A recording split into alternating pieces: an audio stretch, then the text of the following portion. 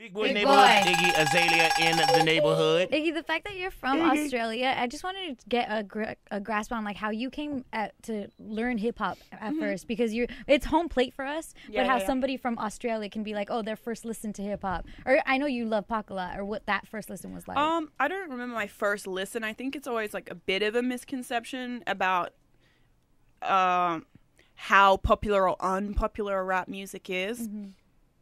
Do you remember the first time you listened to a dance song? Yeah. Probably not. It was Saturday night. Oh. You do? You was making a point? No, go ahead. I just don't. You know what I mean? I can't remember the first time I listened to a rock song. It's just something that has always been around.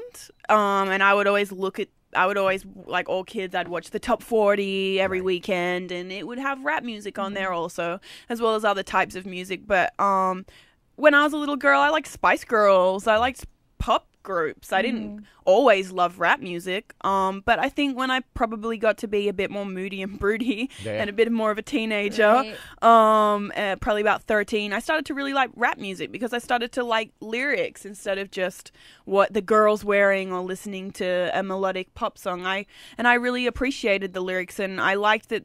With rap music, I think what really stuck with me was they always seemed like they were trying to escape something and get to something better. And I identified with that so much because I'm from such a small town in Australia. To this date, the population is 3,000 people. There's no one in there.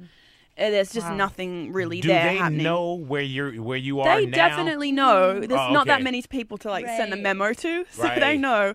So I just always really identified with that because I love to watch movies and see like these crazy things or music videos, and I would always really be kind of a big dreamer, and I wish I could be in that world. I wish I could go to the city. I wish I could see these things. So I guess it's a different type of escape. Iggy, was there anyone that you met that you were excited to meet? Like of course. I'm a fan. I'm a fan first. Probably the biggest person that I've ever met that I was a huge fan of was Dr. Dre. That's dope. Obviously, because I'm such a big Tupac fan, and I was just like, oh, this is a living legend. And I felt the same way with Snoop Dogg when I met him too, because those are two guys, I was a really big fan of Tupac, and I was a really big fan of Snoop Dogg and Death Row, and I was like very interested in that whole thing.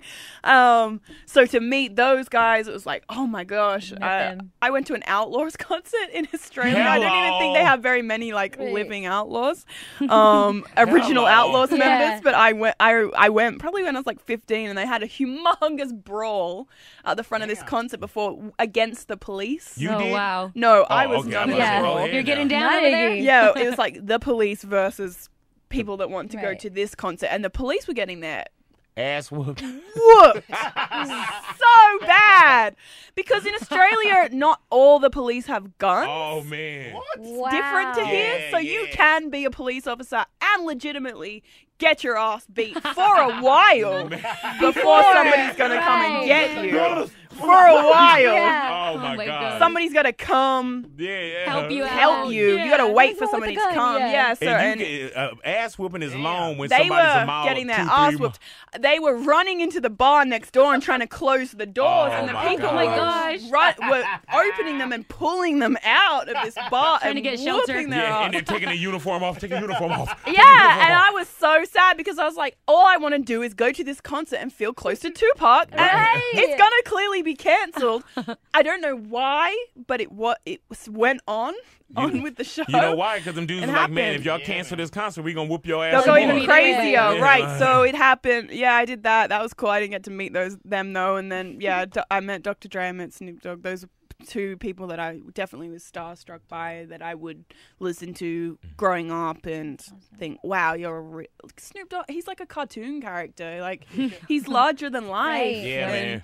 When you Snoop is he's brand. so chill, and he's everything that you would think. Sometimes you meet people and they're not what you expect, and it can be positive or it could be negative, or it could just be, wow, that's different from your persona when I listen to your music. And with Snoop Dogg, it's exactly the same, which is really cool.